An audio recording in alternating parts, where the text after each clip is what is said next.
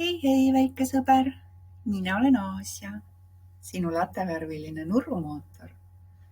Täna räägin sulle ühe kunstihõngulise loo. Linn oli vaikne ja valgust täis. Kõrge torn ja akna, jumal teab mitmedel korrusel, istus kassitar Aasia. Linn hingas tänavalaternate sosinal ja akna taga paistis kuu.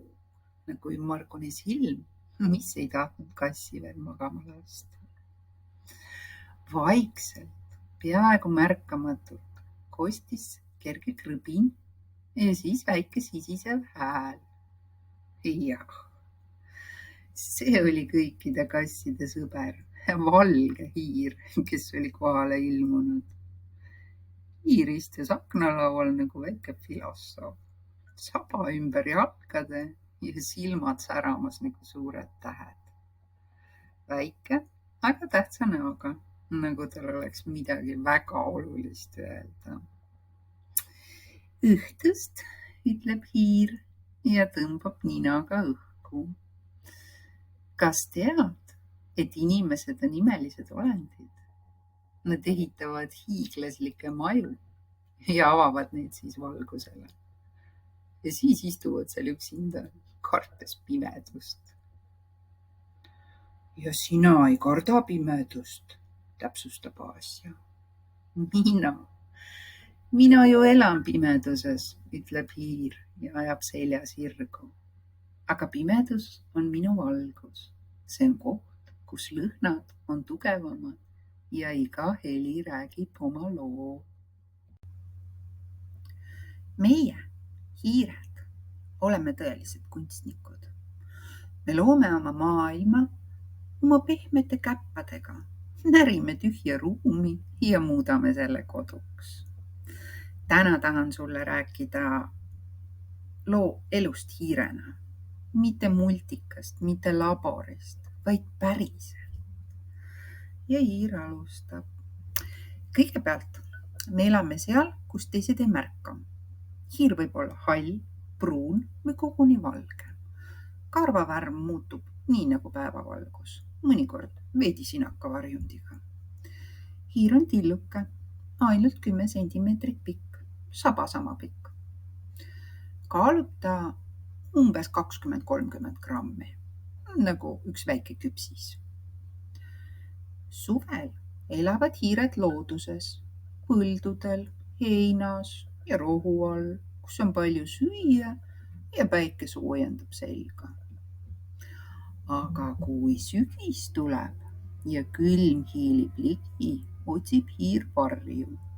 Ta teab, et hooned lõhnavad sooja ja toidu järele. Nii kolib ta inimeste juurde, kuuri alla, keldrisse või köögiseina taha. Hiir sööb seda, mida leiab.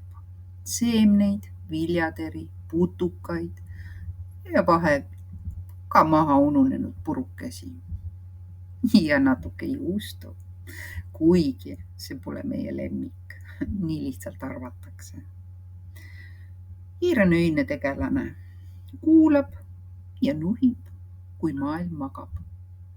Tema kõrvad on nagu väikesed radarid ja nina tunneb lõhnu, mida teised iial ei märka. Hiireperel on järelkasvu mitu korda aastas. Hiireema toob ilmale 3-8 poega. Need on paljad, pimedad, kõigest 1-grammised, aga nad kasvavad kiirelt. 2 kuuga on nad juba suured ja valmis maailma uurima. Kuid hiire elu pole kerge. Teda varitsevad kassid, rebased, isegi metssead ja röövlinnud ja vahel ka inimesed, lõksude, mürgi ja hirmu kaudu. Aga me elame edasi, ütleb valge hiir, sest me oleme leidlikud, väiksed, aga targad. Me tunneme lõhna, me kuuleme sosinaid ja leiame tee alati tagasi koju. Hiir jätkab, Aasia kuulab. Hiir elab lühikest elu, aasta, võib-olla 2. Aga turvalises kodus või teadlaste juures võib ta elada kuni 3 korda kauem. Meil pole kalendrit ega kellasid, on ainult lõhnad, heli ja valgus. Kui lumi tuleb, teame, et aeg on pugeda sügavamale. Kui kevad lõhnab, teame, et aeg on välja minna. Ja siis lisab ta vaikselt. Inimesed arvavad, et me oleme kahjurid. Aga me lihtsalt tahame sama, mida kõik teisedki. Sooja, turvalisust ja natuke armastust. Kas see on patt? Aasia raputab pead. Ei, mitte üldse. Ja kui tuleb öö, algab meie kunst. Kunst, küsib kass. Jah, iga näritud auk, iga pehme pesa on täiuslikult kujundatud. Inimesed teevad näituseid, meie teeme elamise näituseid. Hiir naerab krõbisevat naeru ja liigutab purrusid. Tegelikult ta tõstab käpa nagu dirigent. Ma tahtsin sind täna kuhugi viia. Kuhu? Küsib kass, kuigi juba aimab, et see ei saa olla lihtsalt kuskile kööki. Kunstisaali, ütleb ta tähtsalt. Siin, kus Da Vinci oma mõtted metalliks muutis ja kus inimesed sosistavad nagu hiired, sest nad kardavad, et ideed ärkavad ellu. Täna lähme kunsti vaatama. Ja nii juhtuski, et sellel unisel ööl rändasid nad läbi linnatänavate, mis lõhnasid leiva ja vihma järele. Tuled vilkusid, uksed olid lukus, kuid üks uks oli jäänud imekombel paokile. Ja seal oli suur ja modernne kunstisaal. Kõik oli vaikne. Kuid vaikus, see ei olnud tühi, vaid täis liikumist. Kuskil tiksub mehhanism, kuskil sahiseb kangas. Valguses seisavad suured imelised masinad, tiivad, rattad, peeglid. See on Da Vinci maailma süda.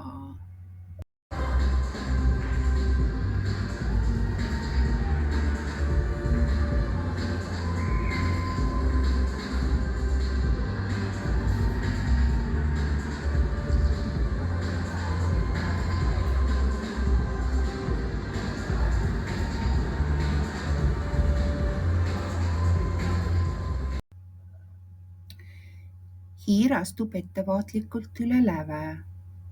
Ära karda, sosistab ta. Iga suur mõte algab väikesest sammust ja mina olen selles meister. Hiir mõtleb veidi. Ma olen ellujäämise kunstnik.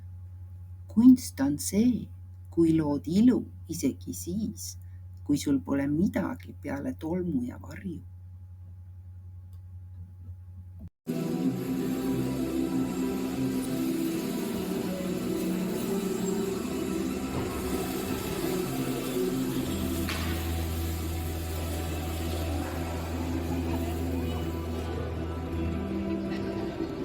The artist sees what others only catch a glimpse of. Delayed perfection, and perfection is not a detail.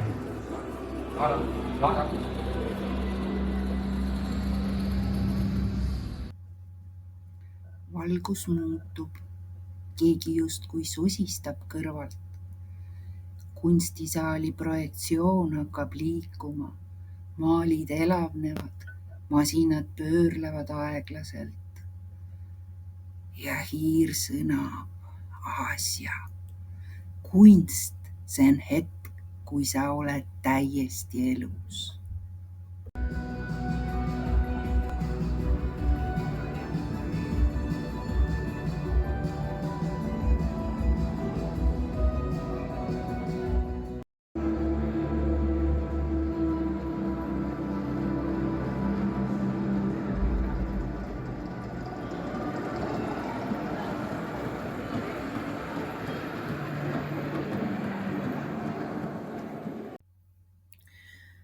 Aasia liikus tasa, hiir tema kõrval ja sosistas vaikselt.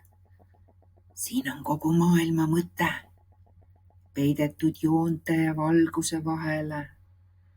Aasia noogutas. Kuuvalgus voolas üle põranda ja hetkeks tundus, et kõik pildid hakkavad liikuma taas. Naised naeratasid, masinad pöörlesid ja isegi hiire saba joonistas õhku spiraale. Avanevatest vaadetest luumatud loomad istusid vaikides ja jälgisid värvide mängu.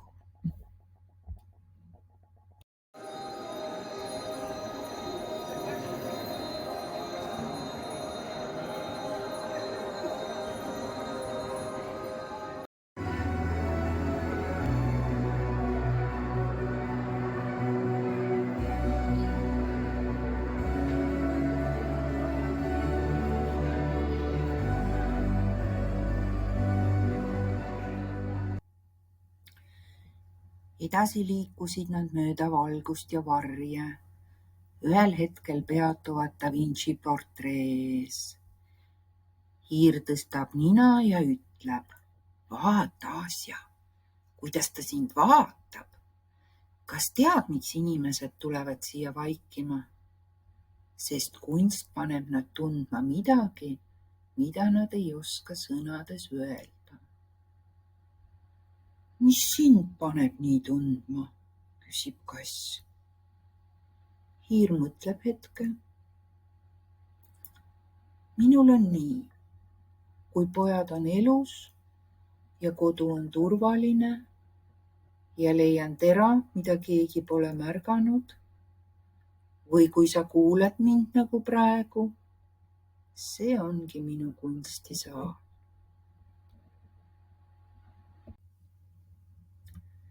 Kui loomad lõpuks koju jõudsid, oli öö veel noor.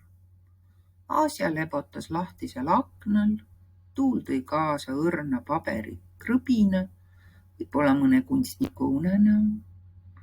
Valge hiir sättis end tema kõrvale, tõmbas saba sirgu ja sosistas. Kunst pole ainult pildid ja raamid. See on hetk, kui sa oled täiesti elus. Inimesed mõtlevad alati, et ilu on midagi suurt, aga vahel on see lihtsalt üks tükk juustu. Kass muigab.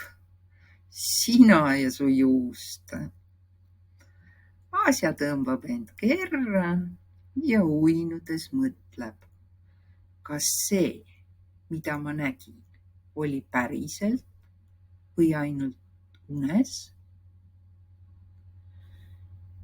Hiireke kaob, vaid väike valge karv jääb aknalauale, nagu märk sellest, et see kõik oli päriselt. Ja öö sosistab. Head und, väikesed kunstnikud.